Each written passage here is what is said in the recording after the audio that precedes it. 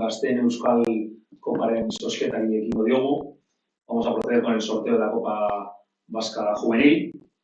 Dakizuen bezala 16 taldek parte hartuko dute, 8 nazional mailakoak, juvenil nacional mailakoak, eta este 8 juvenil Gazteen Euskal Liga. Como hemos dicho, participarán 16 equipos, 8 equipos de Liga Nacional Juvenil y 8 equipos de Liga Vasca Juvenil. En este caso, los 8 primeros clasificados de la Liga Nacional Juvenil y los 8 primeros clasificados de la Liga Vasca Juvenil, con la excepción de aquellos equipos dependientes o filiales, que en este caso son la Sociedad Deportiva de Lloa B y el antiguo Coquirol Elkarte AC. Y en su lugar pasan a las posiciones 9 y 10 y participan en la Copa el Club Deportivo Urdaneta y la Sociedad Deportiva Indautxu. Bueno, vengo sosketa, sortxirenak eta laurdenak sosketatuko dira. En este sorteo se van a sortear los octavos y los cuartos de final. Y en este caso, luego será un sorteo de lo que es la Final Four, que como ya hemos indicado, se jugará en campo neutral, en este caso será en el campo de Urbieta de Gernika.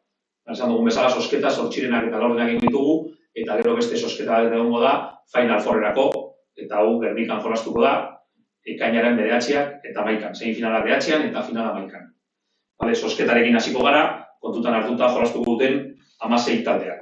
Vale, vamos a poner un sorteo teniendo en cuenta los 16 equipos que participan.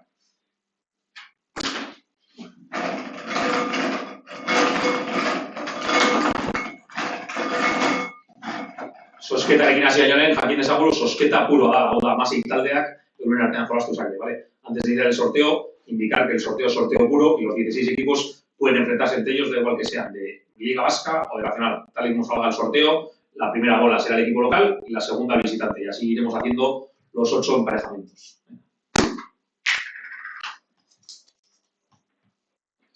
Antiguo Coquirol Elkarte B. Primer partido como local, etxeko talde bezala, antiguo Coquirol Elkarte B, eta lehenengo partiduko kanpokoa, primer partido visitante, Unión Deportiva Aretxabaleta. Bigarren partidoarekin goaz, seguimos con el segundo partido, equipo local. Indartxu Club. Eta kanpokoa, equipo visitante.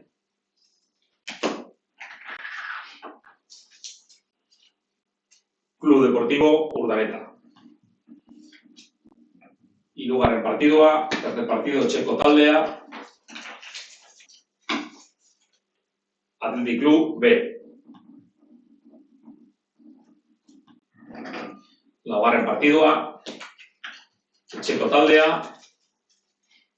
Deportivo Alavés B. Eta kanpoko taldea, visitante, Sociedad Deportiva Leioa. Bosgarren partidua, etxeko taldea, equipo local quinto partido, Bergara Kirol Elkartea. Eta kanpokoa,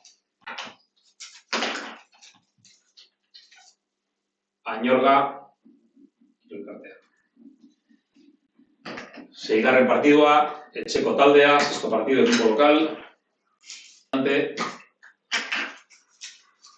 Sociedad Deportiva Gernika. Zazpigarren partidua, séptimo partido, equipo local. Club Deportivo Lakoa Vitoria-Gasteiz. Y equipo visitante, kanpoko taldea, zazpigarren partidurako, Cultural Durango. Azkenengo partidua, etxeko taldea, último partido, octavo partido, equipo local, Sociedad Deportiva Beasain. Eta kanpoko taldea, equipo visitante, Sociedad Deportiva Indautxu. Bueno, esan bezala hauek dira jolastuko diren 8 partidak, hemendik gero laurdenak aterako dira, hau da lehenengo partiduaren irabazlea jolastuko du bigarren partiduaren irabazlearekin, hirugarren partiduaren irabazlea jolastuko du laugarren partiduaren irabazlearekin, bosgarren partiduaren irabazlea jolastuko du seigarren partiduaren irabazlearekin, eta zazpigarren partiduko irabazlea jolastuko du zortzigarren partiduaren irabazlearekin. ¿Vale? Como indicaba, los vencedores del primer partido, el vencedor del primer partido jugará contra el vencedor del segundo, el vencedor del tercero contra el vencedor del cuarto, el vencedor del quinto contra el vencedor del sexto, y el vencedor del séptimo contra el vencedor del octavo, siendo el orden de equipo local y visitante el indicado, ¿vale? Como constará en la circular que se publicará. Y para la Final Four, vuelvo a repetir, que se hará sorteo puro con los 4 equipos clasificados. San bezala, sosketa eginda dago, laurdenak ere hortik gai zerrendarekin kontutan hartuko dira txiko eta kanpoko esateko, eta Final Fourrerako sosketa egingo da berriz, jakiteko zein finalak noren artean jolasten diren, Final Fourreratzen diren 4 taldeen artean. Vale? Principios araudia gaur bertan publikatuko dugu, webean edukiko duzue, la normativa estará publicada en la web y dispondréis de ella hoy mismo, y únicamente faltarán que los equipos locales, a quienes solicitaremos que lo antes posible nos comuniquen los horarios de los partidos. Vale, esan bezala, falta direnak zangaria ordutegia, que etxeko talde eskatuko diogu, eta araudi guztia izango duzue publikatuta web horrealdean, da klubei bidalita. Besterik gabe, principios, sin duda duda okazuen, federazioarekin ipini harremanetan, eta argitu ditugu, si hay cualquier duda, ponerse en contacto con la federación para poder aclararlo. Eskerrik asko.